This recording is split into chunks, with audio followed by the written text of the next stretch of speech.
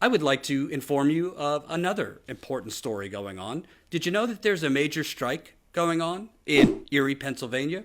I spelled Erie wrong on my Twitter. It is Erie. Erie, Pennsylvania, in addition to the rest of Pennsylvania, got hoodwinked by President Trump into thinking he was making America great. He's going to bring the jobs back that have gone to China, Mexico, and other places, and all of this stuff. Well, Erie, Pennsylvania has not seen these plants reopen, and Erie, Pennsylvania is now seeing wages beginning to get cut and other benefits being taken. So there's a General Electric plant that has created locomotives, trains, those kinds of locomotives for trains for 80 years. And General Electric recently merged with a company called I think it's Wabtec. I might be mispronouncing it, Wabtec. So Wabtec has now taken ownership of this factory in Erie, Pennsylvania, and as soon as they took ownership of it, they began cutting wages for new hires by 38%. So anyone hired new by Wabtec at this factory, they were cutting by 38%. They're also trying to create a two-tier system, which Ty and I just saw on the road in Detroit, in Lordstown, Ohio, when we were covering the General Motors layoffs, because in the United Corporations of America, a company like General Motors could lay off 15,000 workers. It gets a tweet, a headline, and then nobody cares. But status quo. We were out there in the trenches. We spoke with the laid off workers. We spoke with the current workers. We spoke with retirees. We spoke with workers that were so scared of getting fired, were so scared of getting speaking out for getting fired, intimidation, not just from General Motors, but from the unions that they're in, that what did we have to do? We had to black out their face. Not the black face like Ralph Northam, the black face like good journalists do. So, had to get that in there. So, what you have here, you got General Motors, $8.1 billion in profit last year, laying off 15,000 workers. You have Wabtec, who they are a very profitable company, so profitable that they are now getting the attention of one Bernie Sanders, who wrote to the CEO of the company saying it is basically unconscionable what you're doing to these workers who have been creating you the profit. Now you're coming in all heavy-handed. They don't want to give full-time workers overtime. They want to cut new workers by 38%. They want to create a two-tier system, which invites more temporary workers without benefits. So this morning I spoke with one of the workers on strike. There's 1,700, so 1,700 workers on strike right now from the United Electric union. So I spoke with a gentleman named Brad McCurdy, and here is some of our interview with Brad, who is striking right now. Wabtec, Wabtec, yes. which is short for Westinghouse air brake technology.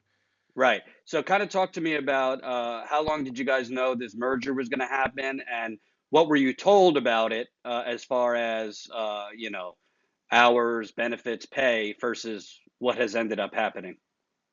I think we, I don't know, maybe it's been close to a year before we knew the GE was planning on spinning us off.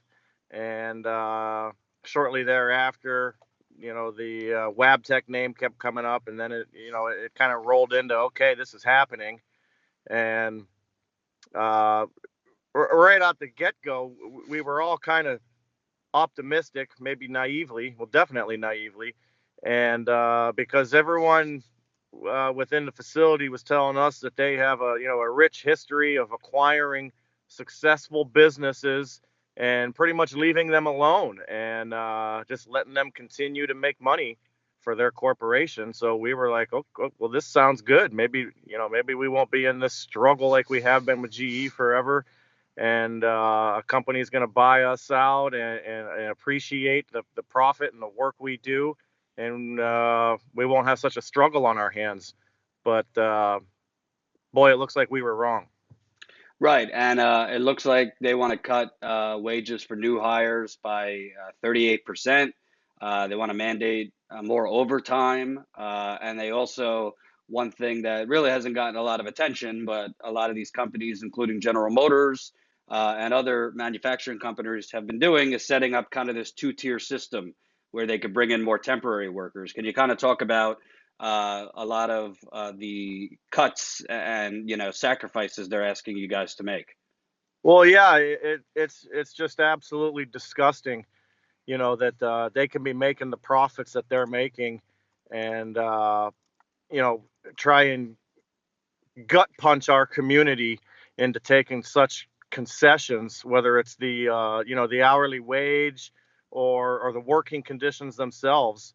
And they try and paint a cloud that they're going to pay decent money to all the new hires and all the recalled members at wages that are above what's normal in our region.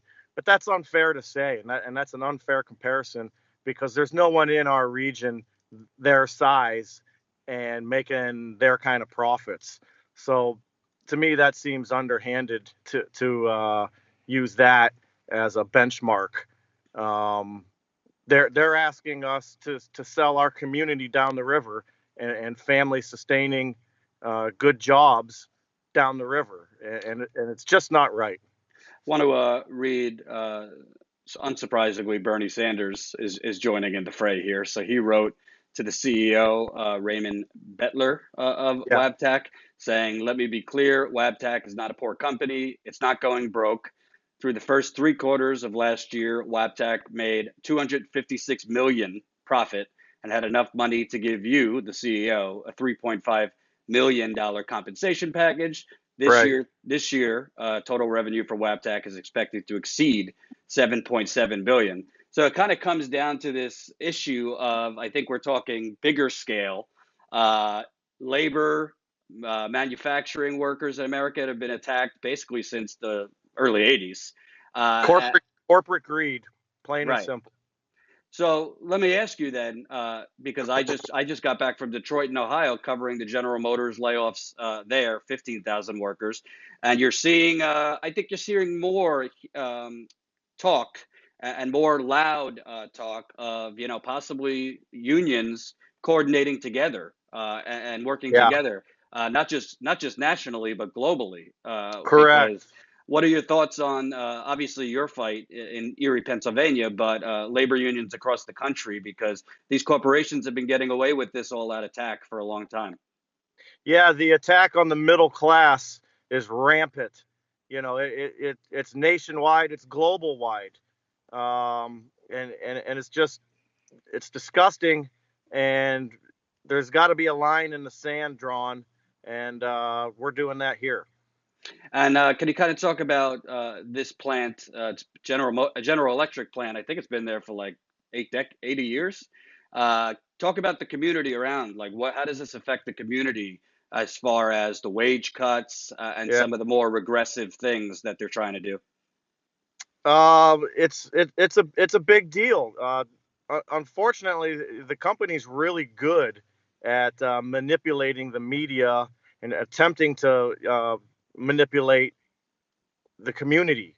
Um, but our our resolve will be unmatched. They don't know how determined we are to show the community uh, that they're not portraying themselves honestly. So that was Brad McCurdy. You can watch the full interview up on our YouTube channel, youtube.com/status coup. We're almost at 30,000 subscribers, so definitely let your friends, family know they could be in the final stretch of 30,000 subscribers. So why I wanted to play some of that, is it just me? Because I remember in the Journalism 101 class I took, this is how you knew if a story was important. Timeliness. 1,700 people are currently outside in 14-degree weather. I cut it off before he said it's 14 degrees and they're outside striking. So timeliness, it's happening right now. Proximity, it's happening right where they live. Numbers, 1,700 people. There was 2 other things, but I missed that day. So I'm pretty sure 1,700 people is a news story.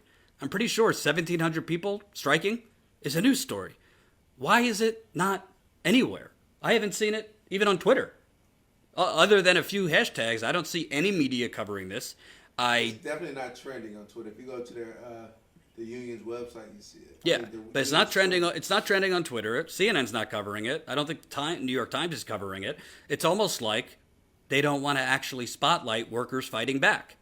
I mean, originally they were barely even covering the West Virginia teacher strike. So it's basically you have workers fighting back, but you have nobody other than independent media. And frankly, I don't even think other independent media are covering this that much. If Ty and I weren't trying to do a lot of different things for the business, we would drive down there to Erie, Pennsylvania. But we're working. It's not really. It's 7 hours from here. So, and I've spent enough time with you in the car for a little while. But this is a super important story because, like what's going on with General Motors, frankly, Walmart has done a lot to stop its workers from unionizing. Amazon has done a lot to stop its workers from unionizing. This is the first large-scale strike for manufacturing in 3 years. And why you don't see strikes in America, especially union strikes, is because the companies, the corporations that are strangling these workers have put the fear of God in them and their unions. And as a result, the unions and the union bosses have told their workers not to strike and actually have basically threatened their workers that if you strike, there might be retribution from your union. That is not a recipe for success. You need to see more people striking like you were seeing in Erie, Pennsylvania. Wages cut by 38%? Wages cut by 38% for new hires when this company is making millions and millions in profits, and I believe this CEO got a $35 million package? That's absurd. And, of course, I think the CEO or one of the executives wrote an op-ed saying, well, we're just being competitive. This is what other companies do. No. You guys are having very, very nice profits. These workers, later in the interview, he says, we make the best locomotives in the world. They've been doing it at this one location for literally 80 years. So this is just unfettered corporate greed. But the reason it continues is there's no media covering it. And the fear of God has been put in, because really what's going on, and somebody said this to us in Detroit when we were speaking with the activists in Detroit and the union workers we spoke to from Fiat Chrysler, these corporations have launched mental warfare against the workers. So it's not just, beating them economically, but they're threatening them, they're trying to intimidate them, and trying to make it that they would rather live in fear than ever get laid off. Because if they get laid off, then how are they going to pay their groceries? How are they going to pay their kids' school? How are they going to pay for medicine? And on we go. So they're putting the fear of God in these workers. So it's very, very encouraging that you're seeing this strike. There needs to be more media coverage. If it continues, Ty and I might try to get down there. It is far, but I think it deserves coverage. And I definitely watched the full interview with Brad. I think it's important. And I really think that, frankly, it says a lot that Bernie Sanders is the only presidential candidate that has even said a word about this. What happened to, Cory Booker? He's running on the Love platform. Haven't heard a word from Cory Booker on this. I haven't even heard anything from Elizabeth Warren, to tell you the truth. If she said something and I missed it, tell me. But I looked at her Twitter of the last few days. I didn't see anything. Same goes for the people. Kamala Harris, crickets. Who else is there? Julian Castro, haven't heard anything. I don't think I heard anything from Tulsi Gabbard, but I would have to check that. So to be fair, I haven't heard anything from Tulsi Gabbard. The others I did check. I didn't see anything. So if you're a presidential candidate claiming to be progressive, you need to be standing with labor unions, because part of the reason labor unions are in the dire situation that they're in America is because we have had a Democratic Party that leaves them standing at the altar for the last 20 to 30 years. Democratic Party, to remind you, signed NAFTA. That was Bill Clinton. As my friend Jimmy Dore said, Bill Clinton got stuff passed that Ronald Reagan could only dream of, like NAFTA, welfare reform, crime bill, repealing Glass-Steagall. The list goes on. So we'll follow up as far as this strike, because I think the more strikes you have, then you start talking about a general strike in America. Then you start talking about a yellow vest movement in America.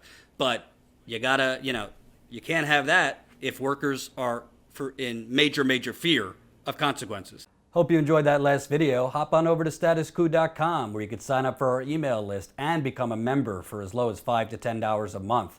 Membership is how we grow. That's statuscoup.com/join. And remember, join our email list so we can grow the revolution with you.